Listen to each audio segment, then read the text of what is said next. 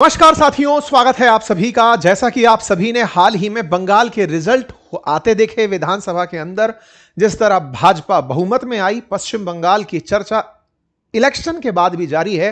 कारण है यहां पर हुई हिंसा।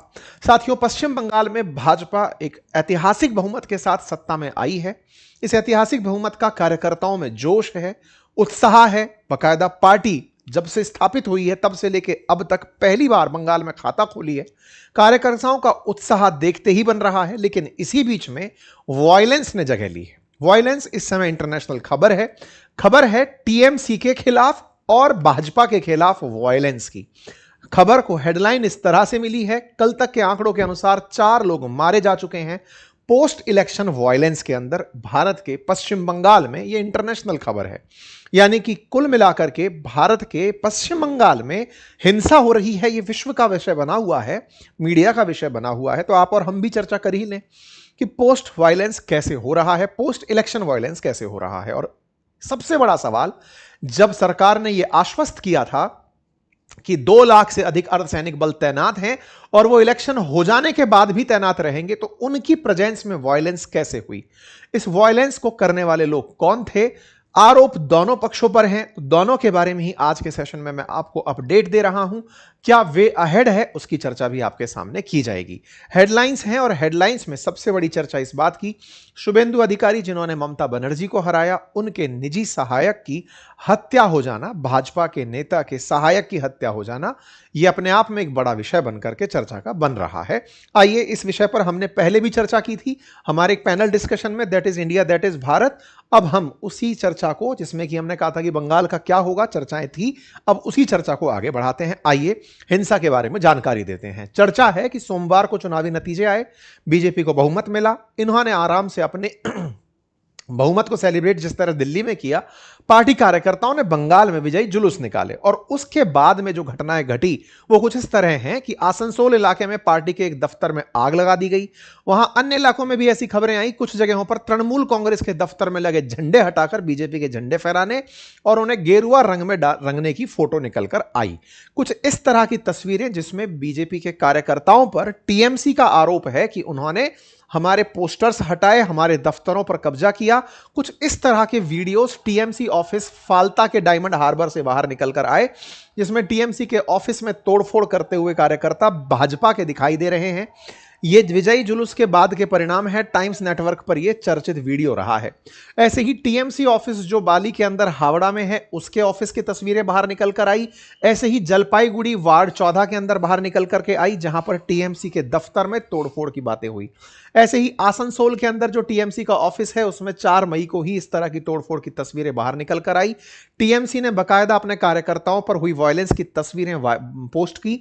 कल्याण बनर्जी के द्वारा ट्वीट किया गया कि टीएमसी पार्टी ऑफिस जो कि जगत बल्लभपुर के अंदर है, वहां पर इस तरह से बीजेपी के कार्यकर्ताओं द्वारा आग लगा दी गई, इस तरह के आरोप रहे। ऐसे ही तृणमूल कांग्रेस ने अपडेट देते हुए 5 मई को यह जानकारी दी कि कैसे लगातार पॉलिटिकल वायलेंस बीजेपी के द्वारा बंगाल में किया जा रहा है।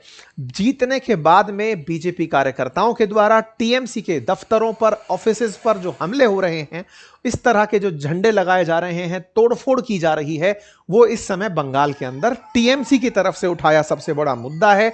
टीएमसी ने बकायदा ऐसे ऐसे वीडियोस पोस्ट किए हैं जिसमें कार्यकर्ताओं को मारने की, घायल करने की, पीटने की तस्वीरें सोशल मीडिया पर पोस्ट की जा रही हैं। इन सभी तस्वीरों में एक चीज कॉमन है जो लगातार पोस्ट हो रही है कि टीएमसी पर हमले हो रहे हैं। एक पक्ष दिखाता है कि देखिए किस तरह से बीजेपी की जीत से उन्मादी कार्यकर्ताओं ने अपने हाथ में हथियार लेकर इस तरह का प्रदर्शन किया उन क्षेत्रों से निकलते हुए जहां पर टीएमसी का प्रभाव क्षेत्र था। एक प्रकार से यह पावर डायनेमिक्स दर्शाने का प्रयास था कि अब टीएमसी का राज जा चुका है और ये इनका राज आ रहा है। लेकिन साथियों, ये तब भी एक बड़ा प्रश्न था और आज भी बड़ा प्रश्न है। जब यह प्रश्न इस तरह से उठता है कि टीएमसी के बारे में चर्चा ही ये थी कि टीएमसी ने बंगाल में गुंडा राज फैला रखा था, टीएमसी के कार्यकर्ताओं के द्वारा लोगों को डरा धमकाकर वोट करवाए जाते थे। हमने अपने पैनल डिस्कशन में भी एक बहुत बड़ा प्रश्न उठाया था कि क्या बंगाल में डर को डर से हराने का डर फैलाया जा रहा है? क्या टीएमसी से भी ज्यादा डर अब भाजपा अपना बंगाल में करेगी?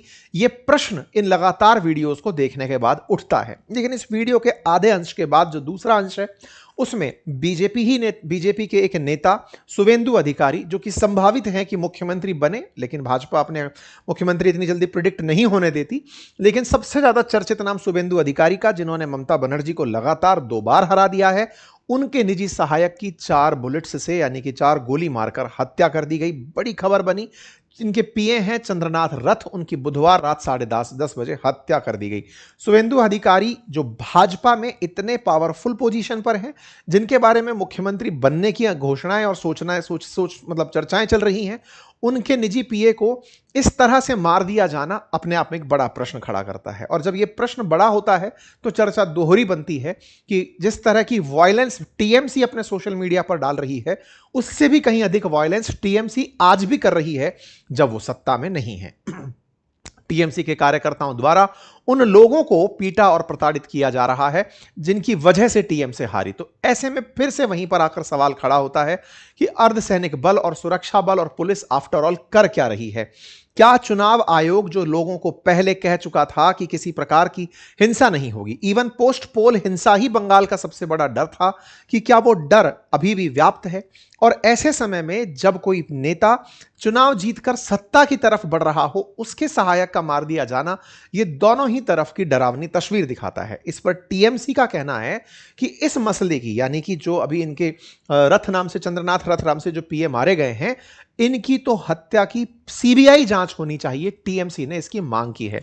टीएमसी का मानना है कि यह हो सकता है कि यह उनकी अपनी की हुई साजिश हो, जिसे टीएमसी पर डालने का प्रयास किया जा रहा हो। लेकिन भाजपा का कहना है कि टीएमसी का 2011 से जो गुंडा राज चल रहा है, वो जब अपने आप को जाते हुए देख रहे हैं तो उनके द्वारा इस तरह की हिंसाएं फैलाई जा रही हैं। सच क्या है ये तो आप लोग हमें कमेंट्स में बताइएगा, जो बंगाल से बिलोंग करते हैं। हम तक जो सुर्खियां आई वो हम आपको बताने का प्रयास कर रहे हैं। तस्वीरें बताती हैं कि दोनों ही तरफ से हिंसा हो रही है, और इन हिंसा से आपका और हमारा जो प्रश्न है वो इस बात का कि जो आमजन वहां पर है, जो व्यापार वहां पर हो रहा है, जो आमजन वहां पर निवास कर रहा है, उनका क्या? चर्चा इस बात की कि जब इस तरह की स्थितियां बनेंगी तो लोकतंत्र में विश्वास बहाली कैसे हो पाएगी? जब बड़े सारे हथियारों से इस तरह से हत्याएं खुलेआम कर दी जाएंगी तो लोगों का कैसे विश्वास पैदा होगा लोकतंत्र में? जहां टीएमसी और बीजेपी एक दूसरे के ऊपर आरोप प्रत्यारोप कर रहे हैं, लोग चुनाव आयोग से सवाल पूछ रहे हैं। लेकिन इतिहासकारों का कहना है कि बंगाल में राजनीतिक हिंसा का इतिहास पुराना रहा है, और आज जो हिंसाएं हो रही हैं ये पहले से होती आई हैं, और अब इस तरह की हिंसा होना सबसे कम अपेक्षित था। अगर ये हिंसाएं अब हो रही हैं तो ये सबसे ज्यादा चौंकाने वाली हैं। इस चौंकाने वाली हिंसाओं में सवाल सबसे बड़ा यही कि क्या टीएमसी के कार्यकर्ताओं का जो भय था आमजन में, उसको खत्म करने के लिए बीजेपी कार्यकर्ता हिंसा का ही इस्तेमाल कर रहे हैं? डर सही मायने में अगर महात्मा गांधी जी की बात याद की जाए तो इस बात का है कि यदि हिंसा के माध्यम से शांति लाने का या शासन लाने का प्रयास करोगे तो आप खुद हिंसा के गुलाम हो जाओगे।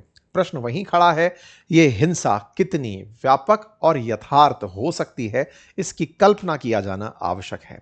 आप लोग इस पर क्या सोचते हैं? अपनी राय अवश्य दें। चुनाव आयोग ने कहा है कि वो पुलिस अधिकारियों को निर्देशित कर चुका है। 80 से अधिक गिरफ्तारियां हो चुकी हैं। कोलकाता पुलिस आयुक्त अजय नंद ने अपनी प्रेस कॉन्फ्रेंस में यही कहा कि वो अभी तक 80 से अधिक लोगों को गिरफ्तार करवा चुके हैं। खैर, अल्टीमेटली जब यहां शांति होगी तो ही प्रॉस्पेरिटी होगी। इसी उम्मीद के साथ शायद बंगाल के लोगों ने नई सरकार चुनी।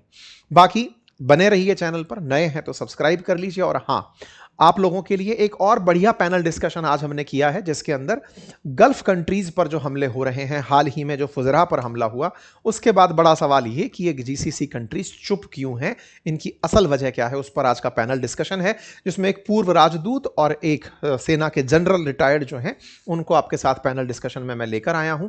जरूर उनका डिस्कशन सुनिएगा। लिंक कमेंट बॉक्स में पिन कर दिया गया है। धन्यवाद।